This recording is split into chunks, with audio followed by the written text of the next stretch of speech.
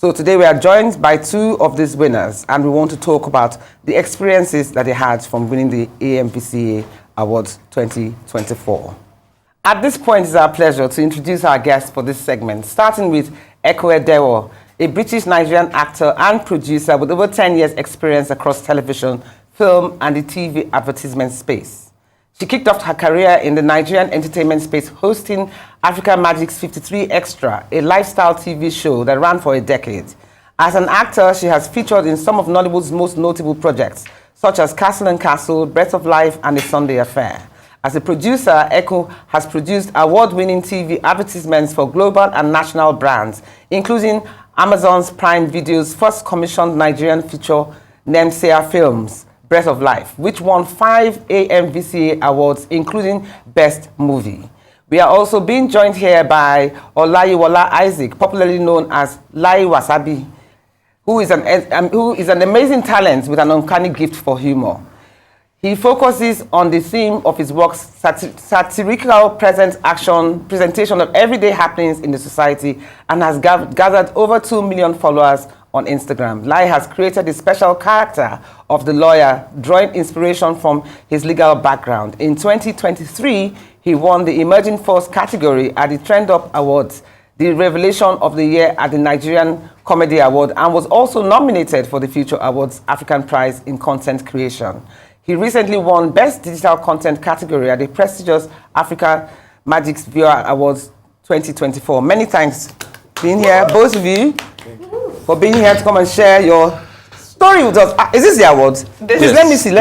Award, yes. Oh my God, it's heavy. It is very heavy. Oh wow. And apparently it's not normally this heavy. Apparently because it's 10 years of AMVCA, this is gold plated. So, are you serious? Yeah, this is hardware. Oh wow. My first AMVCA was gold plated. There you go.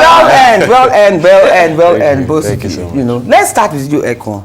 Your movie Yeah, sure, thank you. won 5 categories. You were nominated for 11 categories, and you won 5. Yes. So what has made this movie particularly special? You know, I think it's been particularly special because I've been in the industry for, you know, since 2010, so 14 years, and I've been working and, you know, co-creating and working with AMVCA Films, the production company, for the last 5 years. And the last time we were at the AMVCAs, we were nominated in, I think, just as many categories, and I think we won only about 2 awards. I think Living in Bondage swept all the awards that time. Oh my God. Yeah. So you know what, now let's even show a clip of this famous movie that won so many awards. Let's our viewers even have a peekaboo at what the movie was about. Can we have the trailer for The Breath of Life? I sing because I'm happy. This is a story Because I'm free. about a man who lost everything. By the time I would come to know Mr. Timmy, he was an old man. I'm here for the job. Move your things into that room at the end of the hall. Thank you so much, sir. Don't be afraid of him. He doesn't bite. It's too much fun! Maybe there's something I'm not doing right. How dare you! I don't know why he gets upset all the time. Whatever you do, do not talk about family. Elijah has dedicated his life to you. Why would you help him? Get me outside now. Okay, sir. Go to this boy! Get him! I never knew his family, but I didn't think you needed to know someone's pain to share it.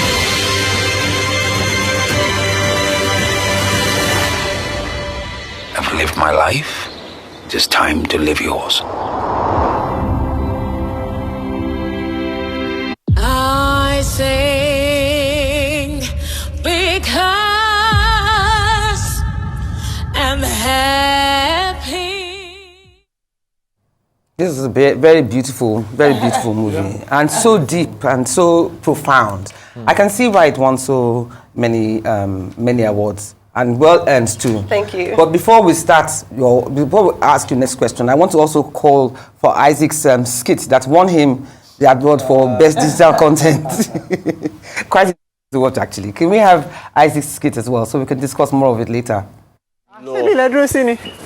But you said I should wait under this tree. No, not this one. There's one there. It has more this thing. Yes, sir. Civil lawsuit, Abi? Yes, sir. Yes. Let's go. Okay. The law is copyright infringements. Why they copy from you? One bastard stole my lyrics. You are a singer? I'm a rapper. Eh. Where's the music? Can I hear it? Use your... No, the law is much better when you listen to it on speaker. Okay. What do you think about the song, The Law? No, just have hook. You don't have chorus. It's a sci-fi. Okay. Okay. My opinion is relevant. Anyway, please remind me your name again. Almighty Money Bag. The name and you have that today. Olagoke. Good news. 1982. You are a middle-aged man. How much do you want to pay lawyer now? I was thinking when all this is over that you take some percentage from the streams of my music. Should I advise you? Allow that person to steal the music. The law. It's true now. You don't have money, they steal your music. You collect it now. 41-year-old upcoming rapper. You're older than legend, you know. You that you're supposed to be collecting pension. You are rapping. Wrap it up, nigga. You want to sue? Sue, bang, bang. Your opinions don't count for shit. I swear to God, it can't like mad. I was lying. It made percent of your stream. Rivani, his stream call. It's funny because I actually produced a movie in 2021 called Charge and Bail. If I'd known. Are you serious? My producer. Before we go to Echo, what's even inspired you to make that? Was that from a real life experience? The copyright infringement actually... Because you're a lawyer. You're a lawyer by profession. So it was actually inspired by real life experience. But it was not in the same circumstances. It was not the same circumstances that the skill was. I actually met somebody in a show, but the person was on trial for another thing. But he was, he had passion for rapping, underneath his whatever he was doing at the time. So I found it funny because a lot of people don't know that, all these people that are usually on trials for so many other things have, other hobbies that they have. There is no interpersonal relationship with these people if you aren't a lawyer.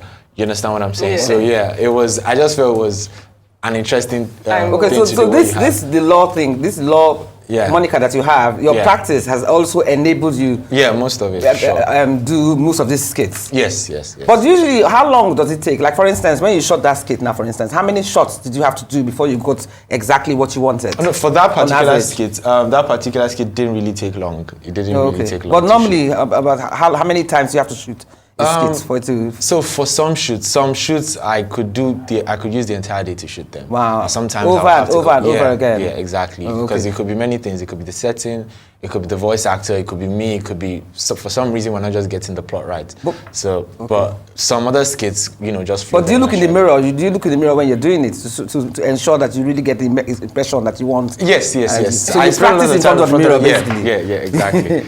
I do that a lot. Okay, Eko, let's get back to your movie. I mean, what I found most interesting and most visually pleasing was the era that you set it in, which was in the 60s. I mean, for instance, where did you guys get those vintage cars? So the movie, only the first time, maybe 18 minutes, should I say, was set in the 60s. Most of the movie is set in present day in like early 2000s. Vintage cars, we sourced them. I have a really great locations guy, Dove, so he did a sourcing of the vintage cars. That Rolls Royce, the main Rolls Royce, was actually my grandfather's Rolls Royce. Wow! So I actually flatbedded the Rolls Royce from our home in Eku, and I flatbedded it all the way to Ibadan. I even get held at some point by customs. But it was an old car, and I had it refurbished for the shoot. And then there was a friend as well, Rami, in Ibadan. He also dealt with vintage cars, so he found for us as well. It's just blended so beautifully. But another thing, because you said it went all the way to 2000s, 2001. Yeah, so the majority but we didn't see any mobile phones, we didn't see any technology. So that was like an artistic choice, from BB, the director. a lot of... Why so? Well, a lot of modern day conversations are sort of distracted by the mobile phone and people being on their phones. And this was really a film about relationships and people connecting with each other. So we didn't want to distract from that. We just wanted people to be aware that this was the time that it was in. But it was very much more about, the conversations between people and connection, and we wanted to focus on that. And sometimes, using a phone is I wouldn't say it's a cop out, but it's an easy way to sort of jump over plot lines or conversations. And taking that away meant that everything was about people facing themselves. But do you feel that technology in itself has sort of downplayed the seriousness of communication and connection between couples, like you try to portray in the movie? I mean, I think definitely, we evolve with each generation, and everybody has to redefine how they could connect with themselves. So I think that, the younger generation, they don't know any world that's different. And maybe technology, it has reduced that human connection. I would say that, as a proud millennial, I still remember my phone number. I remember when you used to text friends, say, don't text back. Yes. But your movie tried to downplay that and focus more on... We wanted to heighten and in the movie, that's what people loved the most about the film. They loved about the film that it's how connected you are to the actors, how the actors are so connected to each other. And it's at the heart of the movie, it's about friendships and relationships. So the premise of the movie started with wanting to tell a film about male relationships. So there are films like Scent of a Woman, for example, that is about a man, and in Nigeria. I remember that movie. Yeah, so Bibi Shashre and Darren, when they were talking from Nemsia Films, they realized that Nigerian films, there are not many Nigerian films that just focus on positive and healthy male relationships, that are purely about friendship. And that's where the movie started. But I think that when we were discussing the film, I think Bibi felt like because of the audience that we were feeding the film to, would people be tolerant of a movie that's simple? Because obviously simple films in America do very well, indie films, they do very well, but here we have an appetite for excitement. And that's how Bibi built out the inciting incident, which is the most exciting part of the film. The first, you think you're coming to an action film, and it's not really an action film. And the first part was this suspended magical realism. We were inspired by Big Fish, those type of films, Benjamin Button, telling a story in the past where your memory doesn't quite serve you, so you tell it over the top. You tell the story over the top, and that was what the 60s was about, was him talking about this... Flashback. A flashback, but a flashback that was fantasy in a way. Okay. So that's why it's so over the top, and we felt like we wanted to engage the Nigerian audience and then force them to settle down and watch the intimacy of just friendships. That's good. Now, Mr. Comedy Man, first and foremost, I'm even curious, how tall are you? I'm 6'7". You're 6'7"? Yes. Wow. He's a giant, isn't he? And then we are thinking that we're very tall at 5'10". Yeah, 5'10", 6'1" in heels. So I wanted to ask you, when you decided to become a content creator, digital content, and doing your comedy skit, did your parents approve of it? Because most parents, you go to university, you study, you come out as a lawyer, they expect you to practice. So at what point did they approve, or did you convince them that this was a course that you wanted to take and it was worth the journey? For my mom got on board quite recently. I mean, studying law then saying you want to go into comedy is not the Nigerian way. Oh, they would have probably said basketball because you're 6'7". I mean, she would have even preferred basketball to comedy, I guess. Are you serious? Yeah, but for the longest time, I've always told my mom that I wanted to do entertainment. It could be acting, could be comedy, but I've always showed interest in entertainment. But when I got into school to study law, I didn't have that conversation with my mom for the longest. I just felt, it wasn't the time to have that conversation. You're studying law right now, and I know the effort that it took to get me through school. So after school, while I was studying anyway, I knew that at some point in my life I would fall back to entertainment. And after school felt like the perfect time. While I was serving at the Ministry of Justice at the time, but I kind of had some spare time to pursue my interest. And I felt like if this wasn't going to catch on at this point, then, I might as well just, focus on doing the law in the meantime. But I'm happy that I started content creation while I was serving. And, but did you have any comedians that inspired you to take this course?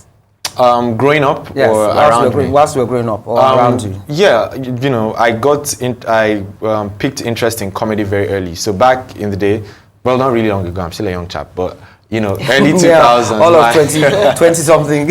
My mom used to rent video cassettes. She used to rent VCDs. The time VCDs were still new. So my mom had the entire collection of Night of a Thousand Laughs. You know, she normally rents them, but when she wasn't doing that, I would go and watch a couple of jokes from Night of a Thousand Laughs. Then I would go back to school and tell those jokes. And from that moment, I was class clown. You know, when you're cracking funny bone in primary 5, you are way funnier than your peers. In fact, get into your character now. Oh. Can you get into the law character? How much you see that you want to pay a lawyer? So get into character? Yes, get into character. I'm missing. So that was the thing for me. I would go to school and be cracking primary 5 jokes. Are you serious? And you always got into characters every time you're cracking these jokes? Well, for most of it, I was a stand-up comedian. That was how I practiced the craft anyway. My interest in skits just came about in, I would say, 2015. 2015 was when I did my first skits, but I actively started doing skits 2020, 2021. Oh, that's interesting. Yeah. Now, Echo, let's get back to you. One question I want to ask is that I guess you can't tell us how much your movie cost, but I'm always perplexed that this is one industry that the earning power isn't comparable to international markets. Because if you look at the music industry now, I mean, the musicians earn monies in millions of dollars, hundreds of thousands of dollars. But in the acting film industry, what one actor earns is probably what it will cost to make a whole movie. So I'm wondering why this is the case, why this art is not being given the value that is worth. Movie making is very hard. With the music industry, you can sort of measure the receptiveness, and the entry level to make a song in terms of finance is not the same as a movie where you're competing with films that abroad that spend hundreds of millions. Yeah. You know, even $5 million. Let's even start there. We're not spending $5 million in our films. And sometimes those films don't do well. It's just a much bigger investment to be able to try and get the same type of impact. Our movies can't compete with like Marvel Studios or stuff like that. So basically, we're not earning enough in the movie space. So movies aren't making enough revenue in order to be able to pay the cast crew what they deserve. But we're moving towards there of being able to make films that are starting to earn back or have the ability to earn internationally through, I guess, partnerships with streaming platforms. We don't have enough cinemas, for example, to sort of support the industry either. You know, like I know Funke's film made over $1 billion, but once you're sharing revenue, still it's nowhere comparable to a film in the US that is making millions, you know, hundreds of millions, billions at the box office, right? It's just a different market. And I think that it's just will take time, but we're getting there. I think people always forget that, you know, and it's not to bash the music industry, but you can be in a studio with your friends and make a song for free, essentially, and that song could go viral just because of the, you know, it can go viral on YouTube and you could get 1 billion views, you know, and that is monetized. But it's very hard to do the same with a film. A film is also a lot more components. Like you have to have a very strong story, cinematography, the performances have to be great. There's a lot more moving parts in order to capture the appetite of an audience. And we're getting there though, I would say. I'm glad to say that you're getting there, because even though you say the movie is a lot more work and it takes there are a lot more components involved, it's the same thing abroad. There's a lot more components involved in making movies, but the movie producers and the actresses and actors also make as much money as the musicians do. I think across board in America, you know, I don't know the metrics there, but I still think that musical artists there probably make more in comparative to the average actor in America as well. But if they do, what I'm saying is that if you're comparing it to let's not, it would be an unfair advantage to compare American actors or American entertainment industry to Nigerian entertainment industry, because we are catching up, but we're not there yet. So it would be an unfair advantage to even compare both. But I still our industry is just also very. It's still. That's what I'm saying. Yeah, it's still in its infancy. Yes. So you know, Hollywood has been around. I'm hoping that in for a very another long 10 time. years, 15 years, actors can be commanding fees like 15 million naira, 20 million naira, 30 million naira. I'm hoping that we get there at some point. Some actors are there already. Oh, they're there? Oh, good. Yeah, some actors are there already, because they're able to sort of measure their influence on the film. Okay, so let's hope that they'll be commanding more. We just hope that in time to come. Actors are. We just hope that films are. I guess there's more standardization of fees across board, because the difference is in other markets, they're unions that sort of that they're unions that protect the interests of its crew and cast. Okay. So, so you earn enough to stay in the industry basically, as opposed to earning nothing, and that or living or having other sources of income to sustain your life. Yeah, and the role of an actor everywhere is a very tough job. The unemployed actor is not a new adage. It's the struggling artist is still a thing. The product still has to make money in order to pay to pay the people that are working on it, and we just hope that the more and more it can only get better. Yeah, economical partnerships and strategic partnerships that we make. The brands of our film industry as a whole can only get bigger. Yeah, we've proven that we've proven that we make films that people want to watch. So it's just more about more investment. More investment. Because I think that you have to play big to win big. Yeah. You have to be able to spend 5 to 10 million, 50 million, 20 million. The time will come for that. In order to get the returns I think we're that you getting want. there. The time will come, and because I believe in the industry, I believe in the talents within the industry. We're extremely talented. We're amazing. Yes, I believe in the talent within the filmmakers, industry, and I also believe that the time will come where you're comparable in terms of earnings to international markets. I mean, more collaboration. The world is closer than ever. We all know, we see international actors and international talents talking about Nigerians all the time. We have so much talent. Yeah, collaborations, being in each other's films, that can also increase the value of an actor globally. Because look at someone like Gal Gadot. Gal Gadot was, she was Miss Israel, and she was, because of the access that her agents were able to bring it to that film, she now became, Wonder Woman. And from there... And I also hope that the film industry, too, will also bring in international actors into their movies as well. If we can afford them. When they collaborate with us, it's amazing. Because obviously, I have negotiated with international agents all the time, and they're just very expensive to work with because they're working in a different currency. But I think one has been done I just did a film with Idris Elba and Auntie Mo's film, and that is a relationship that is a collaboration, and that's how it's going to work. If you want to further African voices, then you work together. We hope for many more. We hope for many more like talent, that. Idris and Mo's film will just be the beginning of many other opportunities to come our way. But speaking of monetizing your craft, what about you, Daylor? Have you been able to monetize this craft and make it your main source of livelihood? Yeah, this is my main source of livelihood as of now, and no shame. Probably earning more than me. Oh, please. You can take me on a date. Please. Cougar. Yeah, I think content creation is a very lucrative industry, and there are various ways where you can monetize your craft when it comes to content creation. There's advert placement. You get to work with brands that pay you. Some people even monetize their content from Facebook, YouTube. So there's a lot of streams of income from just content creation. It's an amazing industry. Oh, that's very good. That's very good. I can see that you've arranged yourself. Because we are looking forward to more of your skits. I actually do enjoy your skits, and I wish you more luck with that in future. And I hope you introduce more characters. And then as for you, Miss Beautiful, thank you so much for giving us a breath of life. Thank you. Full-fledged interview. Thank you so much for being with us. And Perspectives.